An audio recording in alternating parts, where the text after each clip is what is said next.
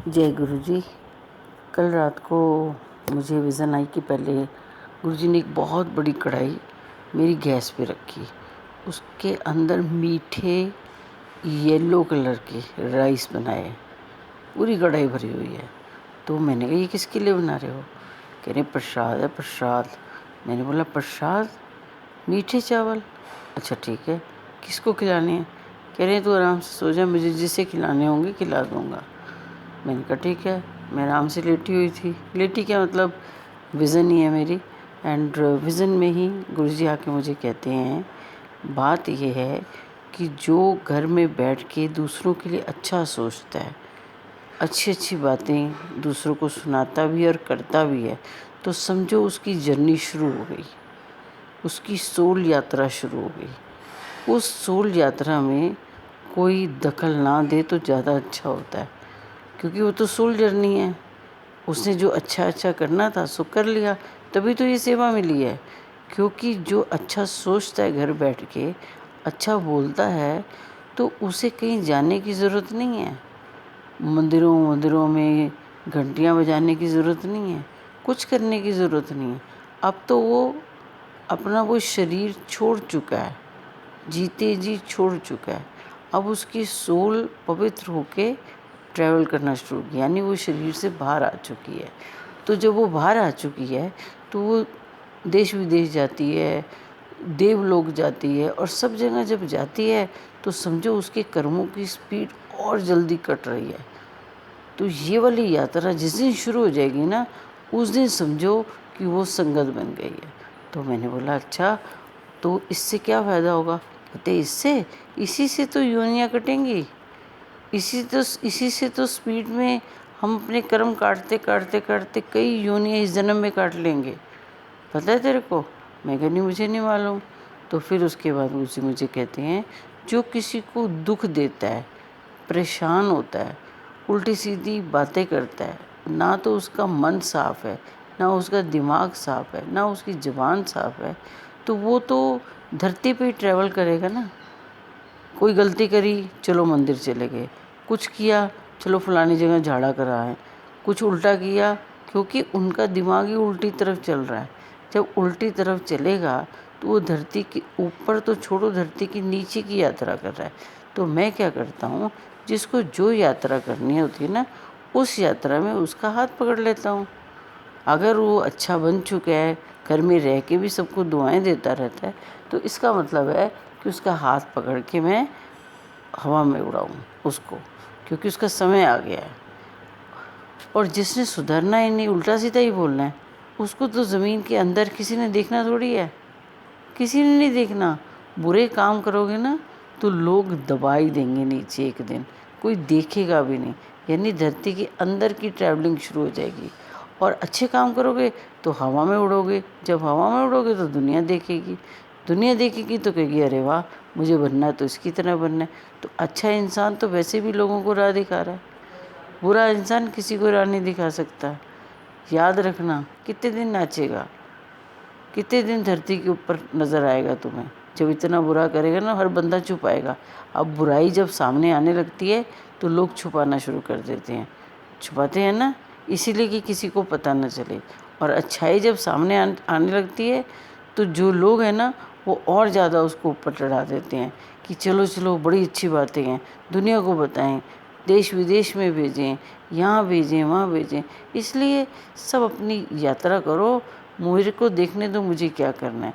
क्योंकि बहुत ज़्यादा लोग कई बार अहंकारी भी हो जाते हैं कि अरे वाह मेरा तो बड़ा नाम हो गया, तो अहंकारवश भी जो आ जाता है ना, वो भी अपने आप धीरे धीरे धीरे धीरे आगे जाके उसकी जो प्लेन है वो चढ़ता तो बड़ी स्पीड से है और बहुत टाइम तक एक लेवल पर रहता है, लेकिन कहीं ना कहीं वो नीचे उतर जाता है।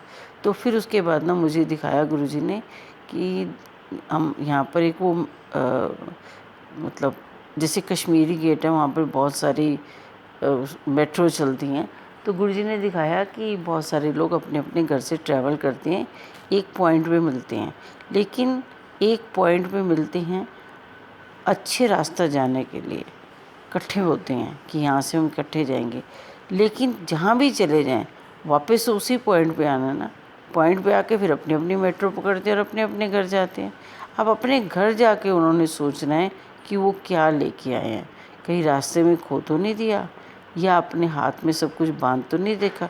ये ट्रैवलिंग चलती रहती है, चिंता मत करो, ऊपर नीचे सब होता रहता है। जब तक तुम सोल यात्रा नहीं करोगे ना, अपनी सोल यात्रा, तब तक ऐसे ही भटकते रहोगे। क्यों? क्योंकि जो लोग कोई देखेगा तो कहेगा अरे वाह, ये मुझसे आगे निकल गया, तो वो उसको नीचे खींच के अपने आप को आगे जाने की कोशिश करेगा। तो बेटर यही है, अच्छा यही है कि तुम जिस दिन उस सोल यात्रा पे चले जाओगे, तो जो है वो तुम्हारे शरीर के साथ है ना, तुम्हारी सोल को तो कोई डिस्टर्ब नहीं कर रहा, उसको तो पता भी नहीं कि मेरी सोल तो शरीर से निकल के यात्रा करने भी चली गई है। तो ये इतना ज़बरदस्त सब कुछ गुप्त है कि कोई जान ही नहीं सकता कोई संगत है कि नहीं है। ये सिर्फ मुझे मालूम है। मैंने बोला ना, संगत तो तब बनोगे जब तुम धरती को बॉल की तरह देखोगे। तुम एक लेवल पे पहुंच चुके हो कि तुम्हें धरती भी बॉल की तरह नज़र आती है। वो कब नज़र आती है? जब सोल जब ऊपर पहुंच जाएगी तो देखोगे।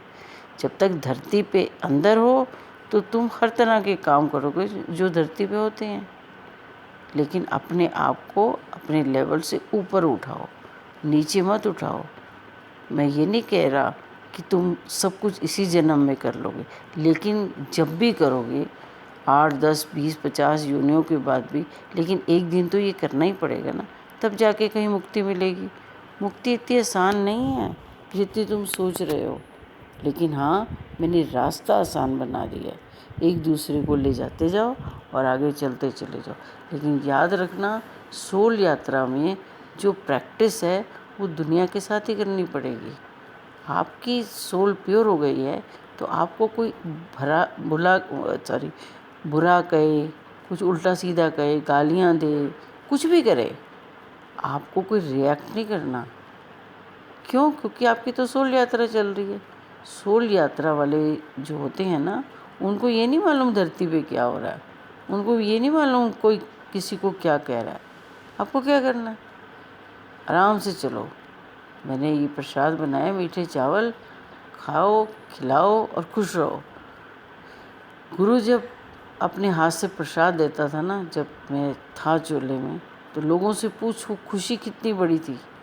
ज़रूरी नहीं कि मैं उन्हें वो सब देता था जो उन्हें चाहिए होता था, पर सिर्फ गुरु के हाथ से प्रसाद लेना, यही बहुत बड़ी खुशी होती थी।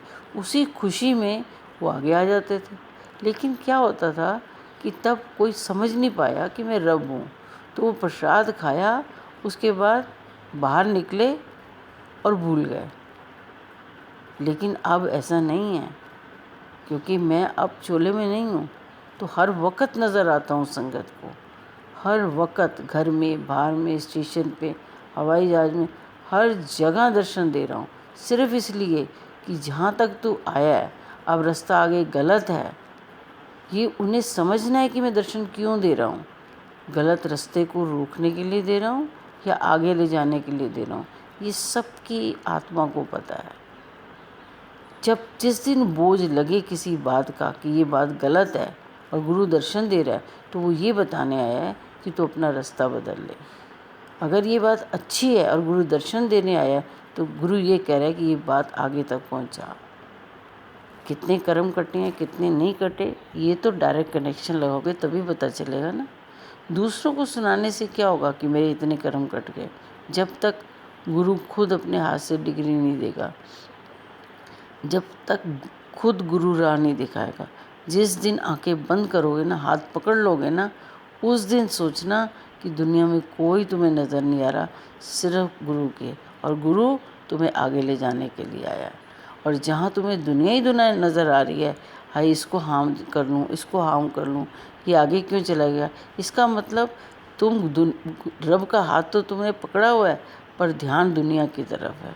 तो जो अपनी सोच है ना, अपने दिमाग है ना, और अपना जो मन है ना, उस पर कंट्रोल कर लो और मुंह के ऊपर जिप लगा लो, आंखें बंद कर लो, फिर देखो ये यात्रा में क्या स्वाद आएगा। क्योंकि हर यात्रा रब के साथ ही है, और रब धरती पे नहीं आते हैं। रब को इंसानी चूल्हा लेके आना पड़ा, कि मेरी संगत अब भटक रही है। क्यों? क्योंकि सारी राह गलत है, नेगेटिविटी इतनी बढ़ती जा रही है। मैंने बोला ना 75% 80% तो सोल्स भटक रही हैं। तो हर भटकी हुई सोल लोगों को गुमराह कर रही है। उस चीज़ों से बचाने के लिए मैं धरती पे आया हूँ। जब तुम इधर उधर ज़्यादा ध्यान दोगे तो भटकोगे ही ना। क्या ज़रूरत है इधर उधर ज़्यादा ध्यान देने की? बहुत सारे सज्जन पुरुष हैं, उनकी बाजू पकड़ो और पार लग जाओ। बहुत कम समय, बार बार कहता हूँ। बस यही गुरुजी मुझे दिखाते रहे। कभी संगत हवाई जहाज़ में ट्रैवल कर रही है, कभी ट्रेन में, कभी मेट्रो में। हाँ, एक जगह मुझे दिखाई जहाँ पर बहुत कम लोग हैं और एक ट्रेन खड़ी है और उसके अंदर हम सब ने बैठना है और वो ट्रेन अब आगे ले जाएगी। पीछों को छोड़ दिया है। पीछे वो हैं जो सुधर ही नहीं सकते, जिनको सिर्फ बातें ही करनी है और इंटरेस्ट लोगों में है। देखो, गुरु के सिखाने का तरीका यही है, इसे प्रैक्टिकल कहते हैं। जब तक प्रैक्टिकल ना करा जाए तब तक किसी को कुछ समझ नहीं आती। कि कईयों को थ्योरी बहुत ज़्यादा आ चुकी हुई है, लेकिन इतनी थ्योरी पढ़ने के बाद जब पूछा ये काम कर लें तो नहीं नहीं नहीं नहीं, हम तो पहाड़ों पे जा रहे हैं और वहाँ पर ध्यान लगाएंगे, जप तप करेंगे और सब कुछ अपने हाथ में कर लेंगे। अरे जब तक पहाड़ों पे करना नहीं है कलयुग में, जब तक करना है तो इस संसार में रह के करो, यानी अपने घर में करो। ऐसे लोगों से मिलो, ऐसे लोगों को जवाब नहीं दोगे ना तो देखो तुम आगे चले जाओगे। फिर गुरुजी ने मुझे बोला कि अगर किसी को गाड़ी चलानी सिखानी है ना तो पुराने दिल्ली में सिखाओ। भीड़ भड़क्का आएगा, कॉन्फिडेंस बढ़ेगा। कॉन्फिडेंस आगे बहुत लोग आएंगे लेकिन चलानी आ जाएगी। अगर सीधी सड़क ही दे दी चलाने के लिए कि चलो सीधी सड़क पे गाड़ी चलाओ, वो तो सब चला लेंगे, सीख भी लेंगे। लेकिन जब भीड़ भड़के में जाएंगे तो स्टीयरिंग को पकड़ के बैठ जाएंगे, अरे अरे इस यहाँ हम नहीं चला सकते। तो अपने आप को ऐसा बनाओ कि कोई भी सामने आ जाए, किसी से भी टकराना पड़ जाए, लेकिन गुरु और अपनी हिम्मत, अपनी पॉजिटिविटी का सामना होगा ना तो ऐसी कोई दिक्कत नहीं आएगी। आजो आजो, जहाँ फंसो वहाँ मुझे पुकारो, बाकी जगह तो चलते चले जाओ, चलते चले जाओ। हर बार पुकारोगे तो मैं कहूँगा छोड़ो ना, ये तो हमेशा ही बुलाता रहता है, इसका तो काम ही यही है। तो जब ज़रूरत होगी तो फिर मैं नहीं आऊँगा, अब ज़रूरत नहीं होगी और मैं पहुँच भी जाऊँगा। तो गुरु को सिर्फ देखने दो कहाँ आपको ज़रूरत है। आपको ज़रूरत तो हर वक्त है। भगवान अगर गुरुजी अपनी नज़र से देखेंगे किसको कितनी ज़रूरत है तो उसका ध्यान आपके अंदर ही रहेगा। हाय इसको कुछ हार्म ना हो, हाय इसको कोई पकड़ ना ले, हाय इसका ये ना हो। और जो हमेशा बुलाता ही रहेगा उसको तो मैं यही कहूँगा ना, आदत पड़ गई है। और जो नहीं बुलाता, मुझे मालूम है ये कितनी भी मुसीबत में आ जाए मुझे नहीं पुकारेगा, तो मैं उसका ध्यान रखता हूँ। इसलिए परेशान मत हो। मेरा तरीका यही है, आराम से लंगर खाओ, सत्संग करो, बड़े मंदिर जाओ, मत्था टेको और सेवा करो। जो बड़े मंदिर में जो सेवा करते हो ना उससे कर्म कटते हैं। बस वो ज्ञान होना चाहिए कि सेवा करनी कौन सी है।